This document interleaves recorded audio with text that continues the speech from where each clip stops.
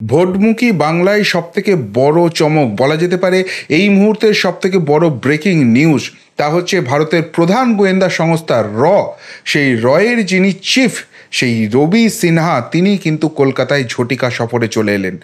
এখন জানা যাচ্ছে আজকে দুপুরের দিকেই তিনি কলকাতায় পা দিয়েছেন।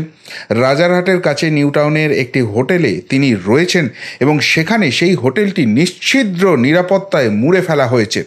যেটুকুনি জানা যাচ্ছে, এরকম হাই প্রোফাইল ব্যাপার খুব বেশি কিছু জানা যাচ্ছে না, কিন্তু যেটুকুনি জানা যাচ্ছে এনআইএর শীর্ষ কর্তাদের সঙ্গে তিনি অবশ্যই করে একটি বৈঠক করছেন।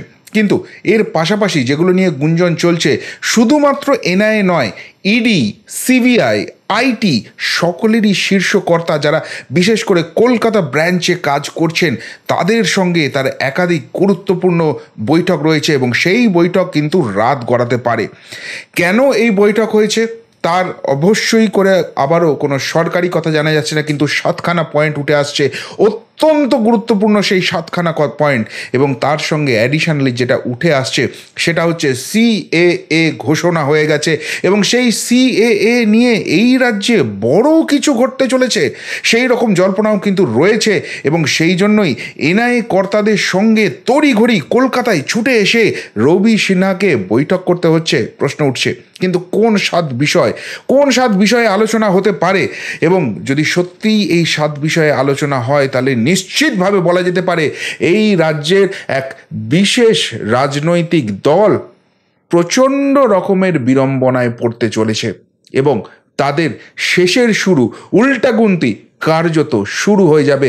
আর সেই পরিকল্পনা, সেই রাজনৈতিক দলের সমস্ত কিছু ধরে ফেলেই কি রয়ের চিফ কলকাতায় এলেন? সেই সমস্ত কিছু আপডেট নিয়ে আসবো এই প্রতিবেদনে। শেষ অবধি দেখুন, থাকতে চলেছে অনেক গুরুত্বপূর্ণ তথ্য। নমস্কার প্রিয়বন্ধু মিডিয়ায় আপনাদের স্বাগত এবং আপনারা দেখছেন প্রিয়বন্ধু বাংলা, সত্যের সন্ধানে সর্বদা আমি শুদ্ধশীল। বন্ধুরা, কলকাতায় আজকে দুপুরেই চলে এসছেন এনার নাম হচ্ছে রবি সিনহা। তিনি বর্তমানে ভারতের যে প্রধান গোয়েন্দা সংস্থা রয়েছে, যারা শুধুমাত্র ভারতের আভ্যন্তরীণ সুরক্ষা নয়, বৈদেশিক যে চাপ, বৈদেশিক যে শত্রুতা ভারতের উপর আসে, সেটাকেও কিন্তু মিটিগেট করার জন্য তার ভূমিকা এই মুহূর্তে অনস্বীকার্য। দীর্ঘদিন ধরেই ভারতের এই গোয়েন্দা সংস্থা অত্যন্ত কনফিডেন্সের সঙ্গে কাজ করে যাচ্ছে এবং আন্তর্জাতিক ম্যাটারেও এমন ব্রেক থ্রু দিয়েছে যাতে কিন্তু আন্তর্জাতিক সম্পর্ক ভারতের অনেক বেশি মজবুত হয়েছে। আর সেই রয়ের চিফ রবি সিনহা কলকাতায় এলেন। প্রশ্ন হচ্ছে কেন? শোনা যাচ্ছে একটা আটটা নয়, 7টা কারণে ডিসকাস করতেই নাকি তিনি কলকাতায় পা রেখেছেন। কোন 7টা কারণে পা রেখেছেন তিনি? সিএএ তো একটা ইস্যু বললাম, কিন্তু তার বাইরে আরও 7টা ইস্যু রয়েছে। নাম্বার 1, রামনবমী কাণ্ডে আপনারা জানেন যে আদালত নির্দেশ দিয়েছিল এবং সেই জায়গায় কিন্তু আমাদের রাজ্যের যিনি বিরোধী দলনেতা রয়েছেন মাননীয় শ্রী শুভেন্দু অধিকারী, তার ভূমিকা কিন্তু অনস্বীকার্য। তিনি আদালতের দৃষ্টি আকর্ষণ করেছিলেন এবং তারপর মহামান্য আদালত এনআইএর হাতে এই তদন্তভার তুলে দেওয়ার জন্য বলেছিল। কিন্তু এখানে দেখা গিয়েছিল যে সিআইডি বা রাজ্য পুলিশ প্রশাসনের যারা রয়েছে, তারা কিন্তু বারবার গড়িমসি করছিল। তারা কিছুতেই এনআইএর হাতে এই কাজ তুলে দিতে চাইছিল না। এমন একটা সম্ভাবনা নিয়ে এনআইএ কিন্তু আদালতের মুখাপেক্ষি ফের হয় এবং সেই জায়গাতে কার্যত ঢোক গিলে বাধ্য হয়ে সেই সমস্ত কাগজপত্র তুলে দিতে বাধ্য হয় এবং তারপরই দেখা যায় যে রামনবমী কাণ্ডে কিন্তু 11 জন গ্রেপ্তার হয়েছে। এই নিয়ে এনআইএ বিস্তারিত কিছু বলছে না, কিন্তু যে কথাটা মনে করা হচ্ছে যে রামনবমী কাণ্ডে যেটাকে একটা সংঘর্ষের পরিস্থিতি তৈরি করা হয়েছিল, সেখানে কি বৈদেশিক শক্তি তারা ইনভলভ ছিল? বাইরে থেকে যারা জঙ্গি মনোভাবাপন্ন তারা ঢুকে এসে সেখানে গণ্ডগোলটা পাকিয়েছিল এবং সেই কারণেই কি এটা এত তীব্র আকার নিয়েছিল? 4টি জায়গাতেই কিন্তু ভয়ঙ্কর কাণ্ড ঘটেছিল এবং সেই রামনবমী কাণ্ডে রিসেন্টলি 11 জন গ্রেপ্তার হয়েছে। তারপরেই কিন্তু রবি সিনহার কলকাতায় পদার্পণ এবং এনআইএর সঙ্গে বৈঠক। এই গ্রেপ্তারিটা কিন্তু এনআইএর হাতে হয়েছিল, ফলে সেই জায়গা থেকে কিন্তু এই বিষয়ে আরও কিছু কি এক্সক্লুসিভ রয়েছে, আরও বেশি কি কনফিডেন্সিয়াল কিছু রয়েছে, ভারতের আভ্যন্তরীণ সুরক্ষা তছনছ হয়ে যেতে পারে, এমন কিছু তথ্য কি উঠে এসছে, সেই জন্যই কি তাকে আসতে হয়েছে? প্রশ্নটা থাকছে।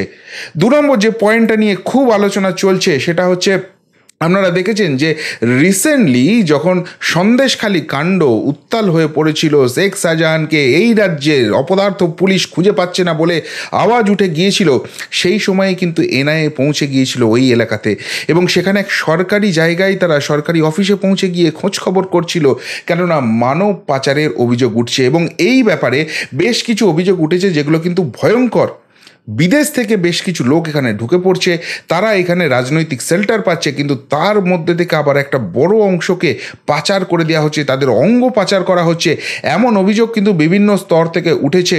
সেই নিয়েও কিন্তু এনআইএ খোঁজ খবর করছে, এই নিয়েও কি বিস্তারিত আলোচনা হচ্ছে এবং সেখানে এমন কিছু ব্রেক থ্রু হয়েছে যার জন্য রয়ের চিফকে ছুটে আসতে হয়েছে, সেই প্রশ্নটা থাকছে। 3 নম্বর যে পয়েন্টটা, সেটা কিন্তু খুব একটা কম কিছু নয়, সেটা হচ্ছে সন্দেশখালী যুক্ত রয়েছে। এই যে শেখ শাহজাহান ধরা পড়েছে, সেইখানে যখন তদন্ত করতে যাওয়া হয়েছিল তখন কিন্তু একটা প্রাথমিক কথা উঠেছিল এবং অনেক বিরোধী নেতারা, রাজনৈতিক দলের নেতারাও এই কথাটা বলছিলেন এবং সেখানে স্থানীয় স্তরেও কিন্তু বেশ কিছু সেরকম ইনফরমেশন উঠে এসছে যে এই শেখ শাহজাহান সে শুধুমাত্র মাছের ভেরি, রাত্রিবেলায় মহিলাদের দেখে পিঠে বানানো এই সবের সঙ্গেই যুক্ত নয়, যুক্ত রয়েছে মাদক এবং অস্ত্র পাচারের মতো ভয়ঙ্কর কর্মকাণ্ডের সঙ্গে। সেই র্যাকেটও কাজ করছে। সন্দেশখালীর পাশে যে নদী রয়েছে সেখান থেকে বাংলাদেশ, মায়ানমার, সেই সমস্ত জায়গায় কিন্তু এই জায়গাটা হচ্ছিল। এবার আপনারা প্রশ্ন করবেন, সেটা তো আন্তর্জাতিক বর্ডার, বিএসএফ সেখানে কিছু কেন করছিল না, কেন আটকাতে পারছিল না? তাহলে তো এটা স্বরাষ্ট্র মন্ত্রকের ব্যর্থতা, অমিত শাহের ব্যর্থতা। সত্যিই কি তাই? এই বাংলায় বিভিন্ন যে চেকপোস্ট বানানোর জন্য, বিশেষ করে নদী পথের যে জায়গাটা রয়েছে সেই জায়গাটা করার জন্য বিএসএফ এই রাজ্যের সরকারকে বারবার জমি চেয়েছে, কিন্তু সেই জমি দেওয়া হয়নি, ফলে নজরদারিতে খামতি সেইখানেই থেকে গেছে। আর সেই জায়গাটাকে কাজে লাগিয়ে কি এই মাদক পাচার, অস্ত্র পাচার হতো? এই জায়গাটা নিয়েও কি আলোচনার জায়গা রয়েছে? এমন একটা সম্ভাবনার কথাও কিন্তু বিভিন্ন মিডিয়া এবং অন্যান্য সূত্র থেকে জানা যাচ্ছে। এর পাশাপাশি যেটা 4 নম্বর পয়েন্ট বলবো, সেটা হচ্ছে রোহিঙ্গা বিরোধী অভিযান কিন্তু ভারতবর্ষ জুড়ে শুরু হয়ে গেছে। ভারতবর্ষের বিভিন্ন কোনায় রোহিঙ্গা ছড়িয়ে পড়েছে এবং সেখানে তাদের যখন গ্রেপ্তারি চলছে, সেখান থেকে বেশ কিছু বিস্ফোরক তথ্য উঠে এসেছে। সেটা হচ্ছে এই রোহিঙ্গাদের ভারতবর্ষে প্রবেশের যে গেটওয়ে, সেটা হচ্ছে নাকি পশ্চিমবঙ্গ। এই পশ্চিমবঙ্গ দিয়েই কিন্তু রোহিঙ্গারা ঢুকছে এবং তার ফলে ভারতবর্ষে যে বিভিন্ন রকম নাশকতামূলক কাজ হচ্ছে, সেটা কিন্তু এই রোহিঙ্গাদের হাত ধরে হচ্ছে। আর সেই জায়গাটা কিন্তু একটা এনআইএর হাতে, বিএসএফের হাতে বড় ব্রেক থ্রু এসেছে এবং সেই রোহিঙ্গা বিরোধী অভিযান কিন্তু এবার বড় সড়ো করে দেখা হতে চলেছে। এমনকি সন্দেশখালী কাণ্ডে যে গণ্ডগোল পাকানো হয়েছিল, যেদিনকে 5ই জানুয়ারি ইডির অফিসাররা, সিআরপিএফ জওয়ানরা পৌঁছে গিয়েছিলেন শেখ শাহজাহানের বাড়িতে, তাদেরকে প্রাণে মারার চেষ্টা করা হয়েছিল, সেই যে ঘটনা ঘটানো হয়েছিল, তার সঙ্গে কি রোহিঙ্গা রয়েছে? তার সঙ্গে কি বাংলাদেশি জঙ্গিদের যোগ রয়েছে? কেননা ওই যে শেখ শাহজাহানের 2 সঙ্গী পাওয়া গেছে, শিবু হাজরা এবং উত্তম সর্দার, তারা নাকি ভারতীয়ই নয়, তাদের আসল নাম ওগুলো নয়, তাদের বাংলাদেশে পরিচয় রয়েছে। এবং তার পাশাপাশি বিভিন্ন সেখানে যে ইট ভাটায় শেখ শাহজাহান এবং তার সঙ্গী সাথীরা লোকজনকে ঢুকিয়ে দিচ্ছিল এবং তাদের কাগজপত্র তৈরি করে দিচ্ছিল, তারা নাকি সব রোহিঙ্গা। বড় বড় সব নাম বেরিয়ে আসছে, সেই নিয়েও কি আলোচনা আছে? এটা নিয়েও কিন্তু জল্পনা বাড়ছে। 5 নম্বর পয়েন্টটা যেটা হচ্ছে, সেটা হচ্ছে যে পশ্চিমবঙ্গের বেশ কিছু এলাকা রয়েছে যেখান থেকে রিক্রুটমেন্ট চলছে জঙ্গি গ্রুপের, বিশেষ করে আইসিস বা মুজাহিদিন, এই ধরনের যে জঙ্গি গোষ্ঠীগুলো রয়েছে, এই জায়গাগুলো থেকে কিন্তু বড় ধরনের রিক্রুটমেন্ট চলছে এবং তার একটা সম্ভাব্য পাতও পাওয়া গেছে। কিছু লোক এখান থেকে চলে যাচ্ছে, রিক্রুটাররা তাদেরকে নিয়ে যাচ্ছে বাংলাদেশ হয়ে, তারা চলে যাচ্ছে সুদূর মধ্যপ্রাচ্যে, কিংবা আরেকটা পথ হচ্ছে তারা কিন্তু নেপাল হয়ে ঢুকে চলে যাচ্ছে আরব দুনিয়ায় এবং সেই জায়গায় তাদেরকে কিন্তু কার্যত ট্রেনিং দেওয়া হচ্ছে এবং তারপর নাকি তারা আবার দেশে ফেরত আসছে এবং ভোট আসছে। আপনারা জানেন সেই নির্বাচনে ভারতবর্ষ হচ্ছে পৃথিবীর সবথেকে বড় গণতান্ত্রিক দেশ এবং এই নির্বাচন কিন্তু নিশ্ছিদ্র নিরাপত্তায় করতে চায় ভারত সরকার, কিন্তু সেই জায়গা থেকে এই জঙ্গি সংগঠনে যারা ট্রেনিং পেয়েছে তারা কিন্তু অনেকেই ফেরত আসছে, এমন একটা খবর পাওয়া যাচ্ছে। সেখানে কি কোনো নাশকতামূলক কাজের ব্যাপার রয়েছে? সেই বিষয়ে কি ডিটেলসে আলোচনা করার দরকার হয়ে পড়েছে? সেটা নিয়েও কিন্তু প্রশ্ন থেকে যাচ্ছে। নম্বর যে পয়েন্টটা উঠে আসছে সেটা হচ্ছে যে বিভিন্ন রাজ্যের যে টাস্ক ফোর্স আছে তারা কিন্তু দারুণ কাজ করছেন এবং তার ফলে ভোটের আগে সেই সব জায়গাতে যে সম্ভাব্য একটা উৎপীড়নের জায়গা রয়েছে, একটা নাশকতামূলক কাজের জায়গা রয়েছে, সেই সম্ভাবনাগুলো অনেকটাই মিটিগেট হয়ে গেছে।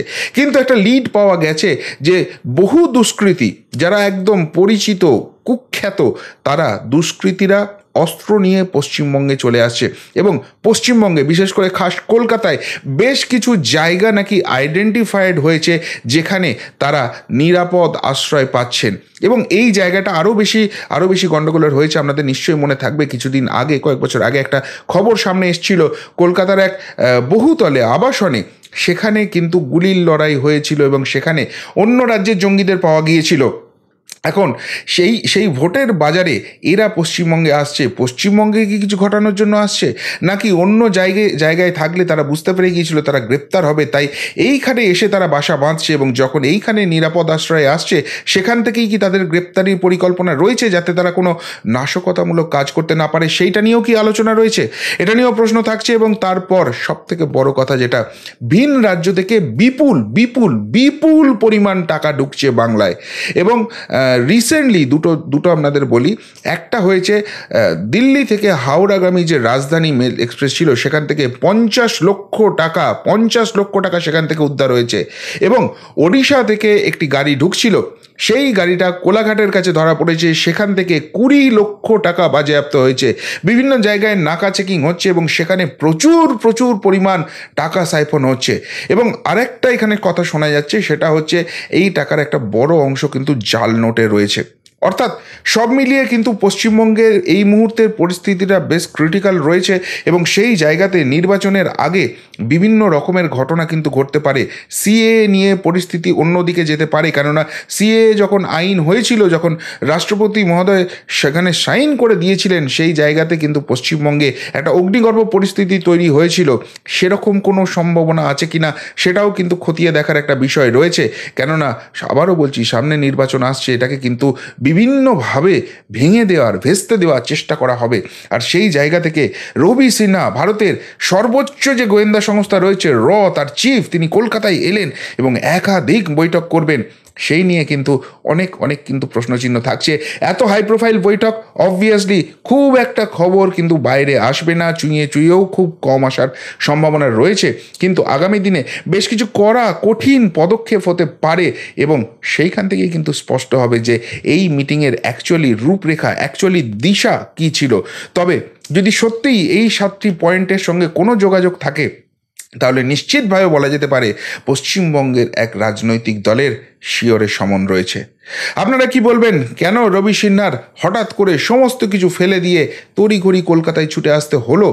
শেষ কবে রয়ের চিফ কলকাতায় পা রেখেছিলেন কেউ তো মনে করতে পারছেন না। আজকে ভোটমুখী বাংলায় হঠাৎ করে তার এই পদক্ষেপ এবং একাধিক কেন্দ্রীয় এজেন্সির সঙ্গে গুরুত্বপূর্ণ বৈঠক কিসের ইঙ্গিত দিচ্ছে? উত্তরটা অবশ্যই কমেন্ট বক্সে কমেন্ট করে জানাবেন। এখনকার মতো এখানেই শেষ করলাম, ফেরত আসছি নতুন প্রতিবেদন নিয়ে খুব তাড়াতাড়ি। ভালো থাকবেন, সাথে থাকবেন, পাশে থাকবেন। নমস্কার।